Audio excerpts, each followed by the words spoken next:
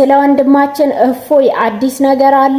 በቅድስት ቤተክርስቲያናችን ሐዋርያ አገልግሎት ያላመኑ እንዲያምኑ መስራት፣ አሰራሮቻቸውን የጣዖት ሰፈሮቻቸውን በቅዱስ ወንጌል ሐሳብ መስበር፣ በብርሃኑ እንዲመላለሱ ማስቻል በየሆነ ተቋም የሚሰጥና የሚነፈግ መብት ሳይሆን እንደ ሃይማኖታችን በአስተምህሯችን የተገለጸ የተጠቀሰ የሚኖር መንፈሳዊ ግዴታ ነው። አካውንታችን ባን እንዲደረግ ሆኗል ማለት ነው። ያው ፖለቲከኞችም እንድትሳተፉበት አይቻለሁኝ አካውንቴን ለማዘጋት። ቅዱስ ቁርባን ሁሌ ቶሎ በተቀበልን ቁጥር በመንፈሳዊ ሕይወታችን እያደግን እንሄዳለን። ቅዱስ ቁርባን ካልተቀበልን ቀንጭረን እንቀራለን ይላል። የእስራኤል ልጆች ሙሴን ጌታ ይጸልያሉ ብለው ጠየቁት ይላል። አላህና መላእክቱ በነብዩ ላይ ይጸልያሉ የሚለውን ሲፈስር ማለት ነው። ከዛ ጠየቁት። ከዛ ጌታው ጠራውና ጌታ ይጸልያል ብለው ጠየቁ ሆይ ይለዋል ሙሴን። ነአም ጠይቀውኛል ምን ልበላቸው ይለዋል ሙሴ አላህን። አላህው እኔና መላእክቶቼ በነቢያቶችና በመልእክተኞች ላይ እንጸልያለን ይለዋል።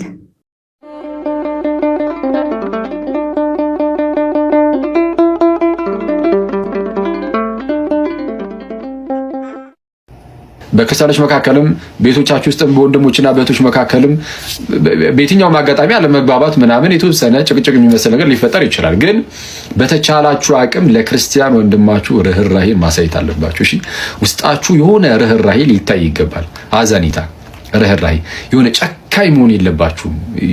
ወንድማችሁን ስትናገሩ፣ ስለ ወንድማችሁ ስታወሩ ምናምን በጣም በተረጋጋ መልኩ እንደሚያስከፋው እያወቃችሁ ማለት አብዝቶ ልቡን ሊሰብሩ እንደሚችል ያውቃችሁ የሆነ ቃላትን ወንድሞቻችሁ ላይ አታምሱ፣ አናንሳ። ኦኬ፣ ሁላችንም እኔንም ይጨምራል ስንናገር ስለ ወንድሞቻችን እዚህ ሚዲያው ላይ ምናምን በተለይ ይወጣል በጣም በኃይለ ቃል፣ አደገኛ በሆነ በኃይለ ቃል፣ ኦኬ፣ ሰዎችን በጣም በሚያቃልል የሆነ በጣም እንዴት ነው በመናቅ ሁኔታ ውስጥ ሰዎችን መናገር የለብንም። በመሳደብ በሚመስል መልኩ ሰዎችን መናገር የለብንም። አይደለም ክርስቲያን ወንድም እህቶቻችሁንና ሌሎችንም ቢሆን ማለት ነው። በዛ ደረጃ ውስጣቸውን በሚሰብር ደረጃ በሚጎዳ ደረጃ እና እንደሚያስከፋቸው ደግሞ እያወቀን ማለት በቃ ሰው ናቸው፣ ይከፋሉ፣ ስጋ ናቸው እና እንደሚከፉ እያወቀን አንዱ ሌላውን በዛ ደረጃ ርህራሄ በሌለው ደረጃ አስቀያሚ ነገር መናገር የለበትም። ማንም ሰው ይሁን ማንም ሰው ማለት ነው። የተወሰነ ነገር ሰራዩ ነው ከዚህ ቀደምና አሁን ሰሞኑን ሱሱን ብናደርግ ርህራሄን ማሳየት አይደለም ለክርስቲያን ወንድመቶች እንዳልኳችሁ ለሙስሊሙ፣ ለፕሮቴስታንቱ፣ ለሌላውም ርህራሄ ማሳየት ያው እንደዛ በጣም መልካም ነውና ርህራሄ በጣም መልካም ነው። ሰው በርህራሄው ነው ክርስቶስን የሚመስለው። በነገራችን ላይ ስትራራለት ስታዝንለት መውደድህ በዛ ስለሚገለጥ ያኔ የክርስቶስ እንደሆነም ያኔ ይታወቃልና እንደዛ ልናደርግ ይገባል እናንተ ሰዎች። እሺ፣ ቅዱስ ቁርባን ሁሌ ቶሎ በተቀበልን ቁጥር በመንፈሳዊ ሕይወታችን እያደግን እንሄዳለን። ቅዱስ ቁርባን ካልተቀበልን ቀንጭረን እንቀራለን። አብዛኞቻችን ቀንጭረን የቀራነው ቅዱስ ቁርባን ስለማንቀበል ነው። ባይዚ አብዛኞቻችን አሁን በመንፈሳዊ ሕይወታችን የቀነጨርን እንትን አይደል? ቃሉ ጥሩ ካልሆነ ባላቅም ግን በሚያሳዝን ሁኔታ አሁን ላይ በቃ የሆነ የ20 ምናምን ዓመት ምናምን ቅዱሳን ሆነን መገኘት ሲኖርብን በጣም ክርስቶስን የምንመስል የሚያስደንቅ ሕይወት ያለን ሰዎች ሆነን መገኘት ሲኖርብን ግን እኛ ምንም ከአሕዛብ የሚለይ ነገርም የለንም። እውነቱን ለመናገር ምንም ሰው አይቶ ይሄ ክርስቲያን ምናምን ራሱ አይልም። የተለየ ነገር አለን አሁን ስንታይ ራሱ በጌታ ስም ጭራሽ አንዳንዴ አንብስም እንደው እና ስለዛ ሰው አይቶ አስበው ከአሕዛብ እንኳን ካልተለየ በጣም የሚደብረው ክርስቶስን ዝሙት ውስጥ ያልተገባ አይነት ዘፈን ውስጥ ያልተገባ አይነት ዘፈን ውስጥ ልክ መጽሐፍ ቅዱስ ባሉ አይነት ዘፈን ማለት ነው። ሌሊቱም ሙሉ እየተዳራ የምታድርበት አይነት ፓርቲዎች ልክ እንደዚህ አይነቶችን ነው በዚህ ዘፈን የሚሉ መጽሐፍ ቅዱስ። እንደዚህ አይነት ነገር ውስጥ ስትታይ፣ ዝሙት ውስጥ ብቻ ስትታይ፣ ምቀኝነት ውስጥ ብቻ ስትታይ፣ ተንኮል ውስጥ ብቻ ስትታይ በልብህ ላይ የሆነ ዝም ብለህ አንዳንዴ የአምልኮ መልክ ኑሮን ኃይሉን እስክንክለው ድረስ የምንሆን ሰዎች እግዚአብሔር የምርም በልባችን ላይ ሳይኖር ሲቀር ምን እግዚአብሔር ልባችን ላይ እናስበው አንደበታችን ላይ ያለ እንደው እግዚአብሔር እንላለን። ልባችን ላይ እግዚአብሔር እየጠፋ ሲል በቃ እንደዚህ አይነት ሲሆን በጣም አስቸጋሪ ነውና ከአሕዛብ አንለይም ማለት ነው። እና ፕሊዝ ቅዱስ ቁርባን በጣም ይታሰብበት። ቅዱስ ቁርባን በጣም በህይወታችን ውስጥ በጣም እንደ ቀልድ ያጣነው ነገር ቅዱስ ቁርባን ነው። በጣም ሳናስበው ጥፍት ያለ ነገር ቅዱስ ቁርባን። ህፃን እያለ ትቆርባለህ፣ ከዛ በኋላ ወፍ በጣም አስቸጋሪ ነው እና የቅዱስ ቁርባን ህይወት በጣም መመለስ አለበት። ያኔ አስባችሁታል? ሰው አሁን ማለት ከቅዱስ ሚስጥር ቶሎ የሚካፈል ሰው በኃጢአት ምችስ የሙደቀንቱ በጣም ማለት ያው ቀን በቀላሉ እንደዚህ በኃጢአት ዝም ብሎ እንደዚህ አይወድቅም። ኦፍኮርስ አቅም ቅዱስ ቁርባን ስለሚሰጠው ማለት ነው። ሊወድቅ ይችላል። ኦፍኮርስ በኃጢአት ምንም ግልጽ ነው። በኃጢአት ሊወድቅ ይችላል። ቢወድቅም ይነሳል። ቶሎ ንስሐ ይገባል። እየተባለ ቀስ ቀስ እያሉ ማደግ ግን ቢያንስ ግን በጣም ነውረኛ የሆነ ነገር ግን ውስጥ ግን ኢንቮልቭ አያደርግም፣ አይገባም። አስባችሁታል? ኢትዮጵያ ውስጥ ያለውን ጠቅላላ ክርስቲያን፣ ጠቅላላ ኦርቶዶክስ ቆራቢ ብቻ ቢሆን እንዴ ሌላው አምላንም እኮ ያሉት ጥንታውያን ቤተክርስቲያናት እኮ ጠቅላላ ቆራቢ እኮ ናቸው። በጣም እኛ ሀገር እኮ በጣም ነው የምናሳዝነው። መብራንን በስመ አብ ቤተክርስቲያን በጣም ትልቅ የቤት ስራ እኮ ያለባት ቤተክርስቲያናችን በጣም ትልቅ የቤት ስራ ቤተክርስቲያን ሲባል እኛም ጭምር ማለት ነው። በጣም ትልቅ የቤት ስራ ያለብን የኢትዮጵያ ቤተክርስቲያን የማታቆርብ ልጆቿን የማታቆርብ ወጣት ልጆቿን የማታቆርብ እንዳትባልብን ቤተክርስቲያናችን በጣም ቅዱስ ቁርባንን በደንብ ልናስብበት ይገባልና ይሄ ሁሉ ኢትዮጵያ ውስጥ ያለ ክርስቲያን ቢቆርብ ለምሳሌ እየቆረበ የሚሆን በየሳምንቱ የሚቆርብ ወይ በየ15 ቀኑ የሚሆን ብቻ በቻለው አቅም ግን ቶሎ የሚቆርብ ቢሆን ንስሐ እየገባ የሚቆርብ ቢሆን ኧረ በስመ አብ አስባችሁታል እንዴ? ኧረ ማለት ሀገሪቷ ላይ ራሱ የሚፈጠረውን ነገር አስቡት። በጣም የሚደንቅ ነገር ነው የሚፈጠረውና እኔ ያወኩትና ምንም ይሄ የማንደራደርበት እውነታ ሀቅ ነው። ኦኬ አምላክ አንድ አይደለም ብሎ የሚመጣ እርሱ በእጅጉ የተጠላ ምንፍቅና እንደሆነ ነግሬያቸዋለሁ። አምላክን ከአንድ በላይ ማብዛት በክርስትና ውስጥ እጅጉን የተጠላ ምንፍቅና ነው። ኦኬ በጎን ደግሞ አካላትን ጨፍልቆ ኢየሱስ ማን ነው? ወልድ አብ ነው፣ አብ ወልድ ነው፣ ወይም ደግሞ ኢየሱስ አብ ነው፣ አብ ኢየሱስ ነው ምናምን የሚሉ እንደነዚህ መንፈስ ቅዱስንም ልክ እንደዚሁ አብ ነው ምናምን የሚሉ እንደነዚህ የሚመስሉ ሶስቱን አካላት ጨፍልቆ አንድ ነው የሚል ግን ይህ ደግሞ በእጅጉ የተወገዘ ትምህርት ነው። ጥንት ላይ ሞዳሊዝም፣ አጠቃላይ የሴባሊያኒዝም ምናምን የሚባሉ ትምህርቶች ከጥንት ጀምሮ ነበሩ። አሁን ላይ ደግሞ ኦንሊ ጂሰሶች ሰምሃው በተወሰነ መልኩ ቀየር አድርገውት ይህንን ትምህርት ሲያሳዩን እናያለን። እና ሰው ስለ አካል ስናወራ ከቅድም ጀምሮ እንግዲህ ጥያቄና መልሱ ላይ አይታችኋል። ብጠይቅ እንግዲህ ምንም ሊመልሱልኝ አልቻሉም። ብማጸንም ብለምንም ማለት ነው። ያልመለሱልኝን ግን ክፍሎች እነሱን አሳይቻችሁ ብጨርስ ደስተኛ ነኝ። አንደኛ ፊልጵስዩስ ምዕራፍ 2 ቁጥር 6 ላይ እንዲህ ይላል፣ እርሱ በእግዚአብሔር መልክ ሲኖር ሳለ ከእግዚአብሔር ጋር መተካከልን መቀማት እንደሚገባ ነገር አልቆጠረም ይላል። ልክ እርሱ በእግዚአብሔር መልክ ሲኖር ሳለ ኢየሱስን ነው ወልድን ነው እንደዛ የሚለው። በእግዚአብሔር መልክ ሲኖር ሳለ ከእግዚአብሔር ጋር መተካከልን እኩል መሆንን መቀማት እንደሚገባ ነገር አልቆጠረም። ከእግዚአብሔር ጋር እኩል ሆኖ ይኖር ነበረ። በማን? በእግዚአብሔር መልክ። በኋላ ላይ ግን ቁጥር 7 ላይ ምን ይላል? የባህሪያን መልክ ደግሞ ያዘ ይላል። የባህሪያን መልክ የያዘው ማን ነው? በእግዚአብሔር መልክ ሲኖር የነበረው ነው። ራሱ እግዚአብሔር ተብሎ የተገለጸው አብ አይደለም። የባህሪያን መልክ የያዘው በእግዚአብሔር መልክ ይኖር የነበረው እርሱ ነው የባህሪያን መልክ የያዘው። ስለዛ ወልድ ኖርማል ስጋ ብቻ አይደለም። የባህሪያን መልክ ሰውነትን የያዘ የእግዚአብሔር ቃሉ ሎጎሱ ነው። እርሱ ቃል ደግሞ እግዚአብሔር ነው። ያ እግዚአብሔር የሆነው ቃል ነው መጥቶ የባህሪያን መልክ የያዘው፣ ስጋን የያዘው፣ የአብርሃምን ዘር የያዘው። ኦኬ ስለዛ በዛ ስጋ ደግሞ ተገለጠ። ስለዛ አሁን ስጋ ሆኖ የመጣው ማን ነው ከተባለ የእግዚአብሔር ቃል። ኦኬ ልክ አንደኛ ዮሐንስ መልእክት ምዕራፍ 1 ቁጥር 2 ላይ እንደሚናገረው ከአብ ዘንድ የነበረው ቃል የሕይወት ቃል ለእኛ ተገለጠ እንዳለ በስጋ ያ ቃል ደግሞ እግዚአብሔር ነው። የሁለቱ ልዩ አካልነት ምንም ወደዛ የማያደርግ የማያጠራጥር ነገር ነው። ስለዚህ አብ አምላክ መሆኑን አይተናል። ወልድ አምላክ መሆኑን አይተናል። እንዳትረሱ መንፈስ ቅዱስ አምላክ መሆኑን አይተናል። አንድ አምላክ ብቻ ደግሞ እንዳለ አይተናል። ሶስቱ አካላት ልዩ አካላት እንደሆኑ አይተናል። ምንም ይሄ የሥላሴ ትምህርት ሲጀመር አከራካሪ እንኳን አይደለም። ለዛ ነው አሁን ትንሽ ውይይቱ ላይ እንትን የሚለው የሚከብደው ነገር ምን ነበረ? ገና ለገና የሆነ ጥያቄ ሊያመጣብኝ ነው እያሉ ብቻ ጥያቄ አይመልሱም ነበር። እና ያም ሆነ ግን የሥላሴን ትምህርት ከዚህ አንጻር ብንረዳ መልካም ነው። እግዚአብሔር ያክብርልን። ቴንኪዩ። ክርስቶስ በክብር ያኖረን። እዚህ ስላገኘኋችሁ ሁላችሁም ደስ ብሎኛል። ያው እኔ ከ3 ዓመት በላይ ከነጽጽር ርቅ ያለውኝ እና በጸሎት እንተሳሰብ ለማለት ነው። ወንድሜ በርቱ፣ ጠንክሩ። የጉዞአችን እስከ ኢየሩሳሌም እግዚአብሔር ይስጥል። አንቺ ውስጥ የሆነ ነገር በቃ አይቻለሁ፣ ተመልክቻለሁ። የተሰጠች ጸጋ አለ ምንም ብታወሪ ያምራል ይጣፍጣል። እና ቁርአኑን በቃ ብትና አደረግሽው አሰጣሽው በቃ። እና እግዚአብሔር ይባርክሽ፣ የወለድሻቸው ልጆች ይባረኩ። እንደዚህ በእውቀት የሚያወራ ሰው እንዴት ደስ ይላል። ዝም ብዬ ነበር ሳዳምጥ የነበረው። በዚህ አጋጣሚ አበባ የተናገረችውን ነገር በደንብ ስሙት እሺ፣ ከውስጣቸው አዋህዱት። ከዛን ጠያቂ ትውልድ እንድትሆኑና የዘላለም ሕይወትን እንድታገኙ ነው፣ ሌላ አይደለም።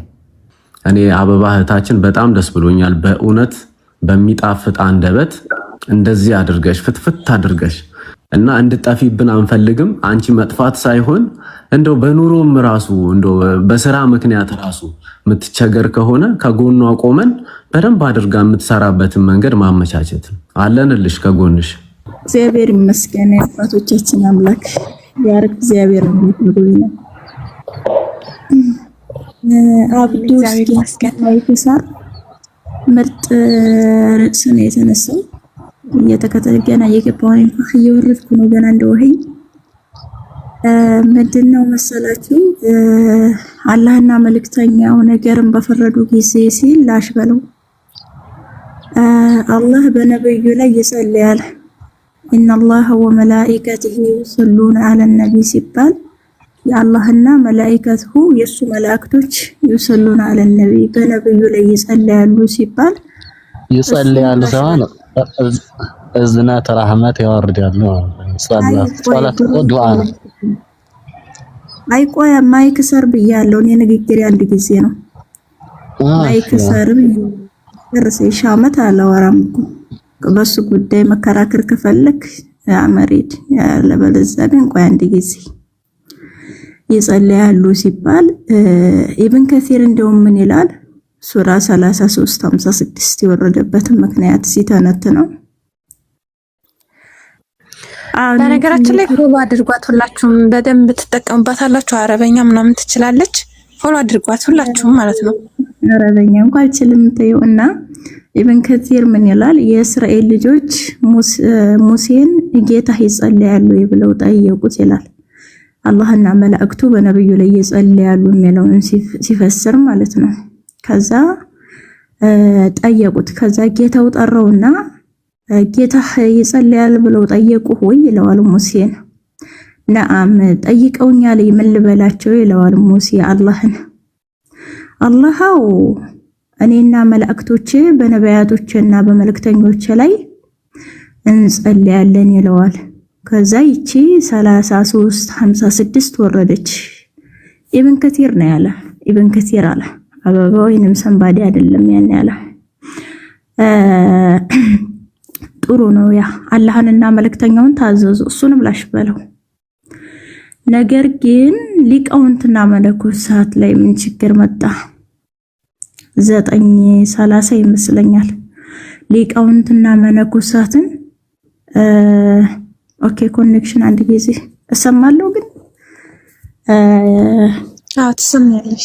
ኮኔክሽን ችግር አለ። እኔ ጋር ብቻ አንድ ደቂቃ ላውራና ላቆም መሰለኝ ሳያቆመኝ እሱ እና ሱራ 9 ላይ ቀጥታ ስትመለከቱ ወርዱን ሱራ 9 ቁጥር 30 ላይ አይሚን ቁጥር 31 ላይ አተخذ اخبارهم ورهبانهم اربابا من دون الله والمسيح ابن مريم ከአላህና ከመሲሁ ከመርየም ልጅ ሌላ ሊቃውንትና መነኮሳትን አርባብን ተخذ ያዙ አርባብን ጌቶች አድርገው ያዙ ይላል። መሐመድ ተጠይቆ ነበር አይሁዶችም እኛ ሊቃውንትን እናንተን ብለውት ነበር። ነገር ግን የመለሰው መልስ ምንድነው ሲባል ኦኬ ኮኔክሽን ቀያበራ አይ እናንተ ይሄን ስሩ ሲሏችሁ እሺ ትላላችሁ፣ ይሄንን ተው ሲሏችሁ እምቢ ትላላችሁ ይላል ማለት ነው መሐመድ። ነገር ግን ቅድም እንዳልኳችሁ አላህና መልእክተኛውን መታዘዝ ከአላህ እኩል ነው የሚታየው። እንደውም ካያችሁ ስለ ወንድማችን እፎይ አዲስ ነገር አለ። ይሄን ቪዲዮ በመጀመሪያ ሼር፣ ዲዩት፣ ሪፖስት እያደረጋችሁ አቅም ስጡት፣ ለብዙዎች እንዲደርስ ፈልጋለሁኝ። ወንድማችን እፎይ በአሁን ሰዓት ምንም አይነት የሶሻል ሚዲያ እየተጠቀመ አይደለም። በሱ ስም ብዙ ቲክቶኮች እየተከፈቱ ነው፣ እንዲሁም ፌስቡክ፣ ዩቲዩብ የተለያየ ነገር፣ ግን ገንዘቡላ እየተጠየቃችሁ ነው ያላችሁት። እባካችሁ ገንዘብ አትስጡ። ወንድማችን እፎይ ጳላዲዮስ የሆነ ነገር ሲያስፈልጋቸው በቪዲዮ መተን እዚህ ጋር እኛ እናንተን እንጠይቃቸዋለን። ማንም ሰው ምንም አይነት ብር ቢጠይቃችሁ እነሱ ሶሻል ሚዲያ እየተጠቀሙ ስላይደለ ምንም አይነት ገንዘብ እንዳትሰጡ፣ ገንዘባችሁን እንዳትበሉ። በውስጥ መስመር ቢያወራችሁ አንድ የቲክቶክ ቻናል ነው ያለው፣ እሱም እፎይ 600,000 ያለው። ከዛ ውጪ በሚከፈቱ አካውንቶች ምንም አይነት መልእክት ቢላክላችሁ እንዳትመልሱ፣ ለብዙዎች አድርሱት። ፌስቡክ፣ ቲክቶክ፣ ቴሌግራም በጣም ብዙ ነገር ነው እየተከፈተ ያለው። ብዙዎች ደግሞ ገንዘብ እስከ መላክ ደርሳቸዋል። ስለዚህ ይሄን ነገር አደራ ወንድሞቻችን፣ ደህና ናቸው፣ እግዚአብሔር የተመሰገነ ይሁን።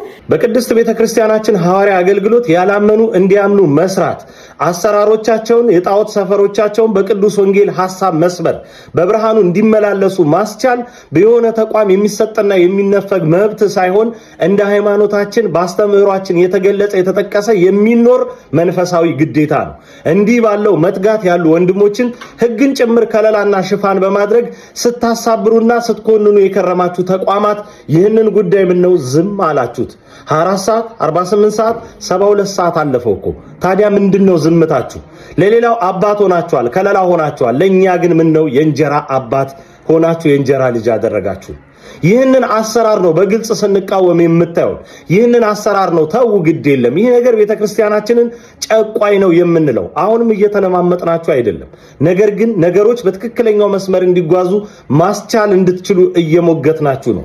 ፍትህ የምንለው ለእፎይ አይደለም፣ በአደባባይ ይሰቀል ተብሎ ለታወጀበት ወንድማችን ሳይሆን ፍትህ ለቅድስት ቤተክርስቲያናችን ሐዋርያዊ አገልግሎት። ተመለከቱት ግለሰብ በባሌ ዞን ሚጫ ከተማ ላይ ነው ረሱልን አለይሂ ሰላቱ ሰላም ተሳድቦ በከተማው ወጣቶች እዚህ ጋር እንደምታዩት እንግዲህ ደህና ተደርጎ ትምህርት ተሰጥቶታል። በመቀጠልም ወደ ህግ አካል ተወስዷል። እንደነዚህ አይነት ባለጌ ግለሰቦች መማሪያ ለማድረግ እንደው እኔ አላቅም፣ እንደው እንደ ምክር እንደ ሐሳብ ነው እንደ ሐሳብ ህግ ፊት ከመቅረባቸው በፊት ትንሽ እናንተም ተደበሩባቸው። አካውንታችን ባን እንዲደረግ ሆኗል ማለት ነው። ያው ፖለቲከኞችም እንድትሳተፉበት አይቻለሁኝ። አካውንቴን ለማዘጋት ስለ እፎይ ተጨንቃችሁ እየጠየቃችሁ ያላችሁ ወገኖቻችን ወንድማችን እፎይ በጣም ሰላም ነው። ደህንነቱ የተጠበቀበት ቦታ ላይ ነው ያለው። በቅርብ ይመጣል። ግን በስሙ ብዙ አካውንቶች እየተከፈቱ ነው። ፌስቡክ፣ ዩቲዩብ እንደዚሁም ደግሞ ቲክታክ ብቻ ብዙ በእፎይ ስም የተከፈቱ አካውንቶች ስላሉ እነዛ የሱ አይደሉም። እሱ በአሁን ሰዓት ላይ ሚዲያ እየተጠቀመ አይደለም። ይሄ ነው በቃ ያለው እውነትና የሱ አካውንት ትክክለኛው ይሄ ነው። እሱ እስከሚመለስ ድረስ 1 ሚሊዮን ልናስገባው ይገባል። በቃ ቻሌንጁን ሁላችንም ክርስቲያኖች ልንቀላቀል ይገባል። ከሱ እንጠቀማለን ብለን የምናስብ ማለት ነውና ሜንሽን ላይ አደርግላችኋለሁ። ሁላችንም እየገባን ፎሎ እናድርገው። ሌላው ነገር ደግሞ አንድ ጥናት ይሄን ሰሞን የወጣ ጥናት አለና ስለ እስልምና ምንድነው ጥናቱ የሚለውን በኋላ ለቅላችኋለሁ። ሁላችሁም እየገባችሁ ለሙስሊም ጓደኞቻችሁ ሼር አድርጉላቸው። በተለይ ኡስታዝ ሙሱ ነው ምናምን የምትሉት ልጅ እንደሚለው አይደለም።